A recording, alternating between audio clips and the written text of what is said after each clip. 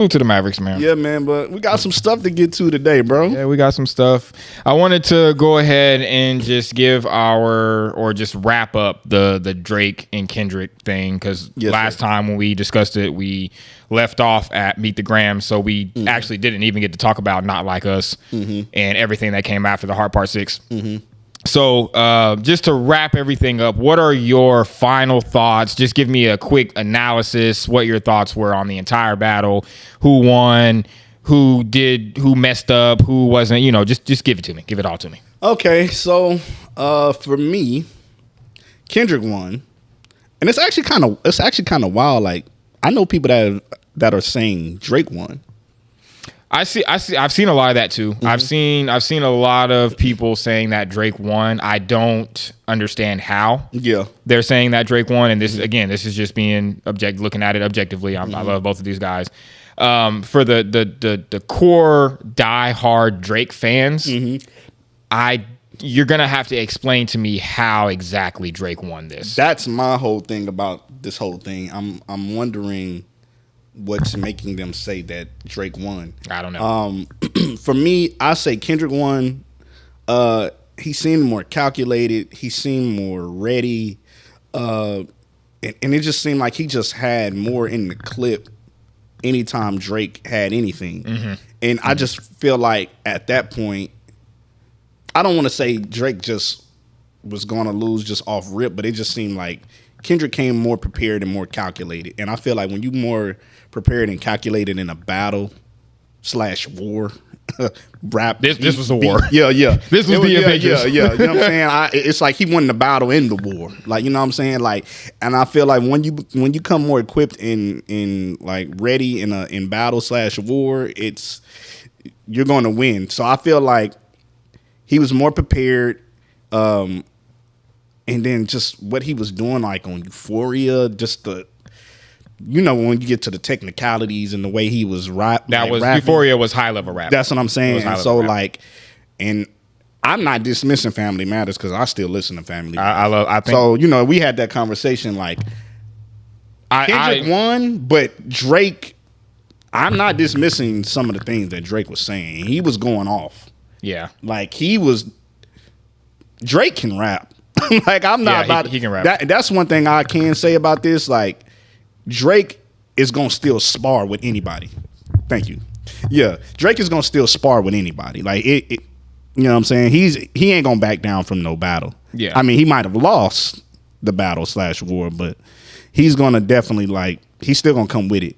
But I think Kendrick won because he just was more clipped up. He was more ready. He was calculated. He was just better lyrically. And then when it came to the Not Like Us song, he seemed like he was just going crazy and having fun at the same time. Listen, when Not Like Us came out at that point, that was when I was like, oh no. Like, that's what no, Drake is dead. Yeah. When he came out with that, that's when I realized, oh, he's dissing and he having fun now. Like, this is like insane now. Like, it's almost just like he got people dancing. I went to a hookah lounge and they was playing it. And people was going crazy. They've been playing that song 100 miles per hour on the radio because usually when I get in the car, I don't listen to the radio like that. I usually connect my phone. Same. But I have that little small 20-second interval of me putting it, connecting my stuff, so I'm hearing the radio as I'm doing that. And they had that song playing back to back, bruh, on multiple radio stations. So when Not Like Us came out, I was just sitting there like, no, this is done. Like, Drake doesn't need to do anything else after this. Like, it's over. Yeah. It's done. So what do you think? So I know Drake came with something. The Hard Part 6? The Hard Part 6. And then I think, what was it? That was what, after Not Like Us? Or no, that was before Not Like Us. It was before Not Like. No. Oh, I can't even remember the timeline. I think that was after. When did that come? When did Hard Part 6 drop? I think that was after Not Like Us. Yeah, I think it was after Not Like Us because he was explaining why he's not a PDF. Yeah. Trying to explain, which to me was a terrible mistake. Yeah. It was a terrible mistake. Yeah. And so I don't know. I don't feel like Kendrick has to say anything else. No, I don't. Listen, you know what I'm saying? I think so. I'll just give you everything that you said is absolutely correct. Mm-hmm. And do you remember when we did our episode and I was telling y'all that I didn't like that Kendrick dissed Drake while he was on tour? Mm-hmm. And I was telling y'all that I wanted Drake in top form. Mm-hmm. And y'all were like, it's Drake. He's going to be able to. Look what happened. Look what happened. I'm not saying that Kendrick dissing Drake while he was on tour threw him off or anything like that. I do think that it was part of it. Yeah. I think what made this so bad for Drake is not usually in the business of not being calculated, number one. And then number two, I think he underestimated his opponent, which Absolutely. I think was a super, super, super big mistake, because I don't understand how you could ever underestimate someone that we hold to be one of the best rappers of our generation. I don't understand how you can underestimate that person. I think Drake relied too much on his star power.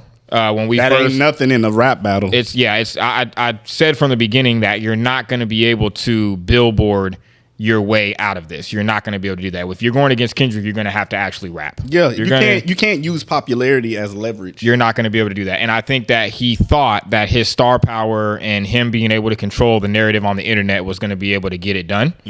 And not enough. That's not enough at all. Not enough.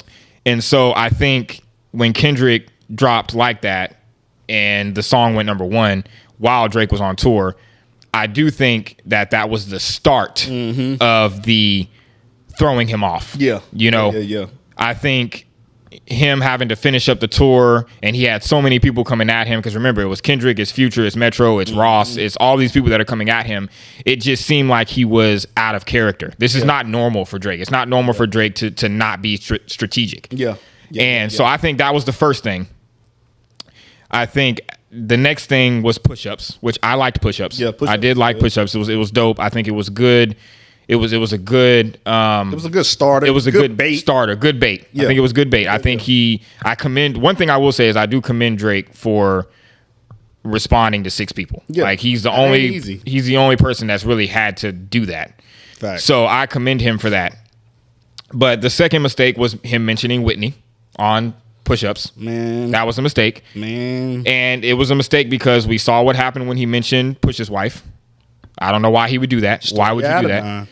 And I think from there, it just started to it was mistake after mistake after mistake after mistake. And Kendrick was just way more calculated the entire time. From him being quiet after Push-Ups came out and making us wait on Euphoria, because that's the type of man that Kendrick Lamar is.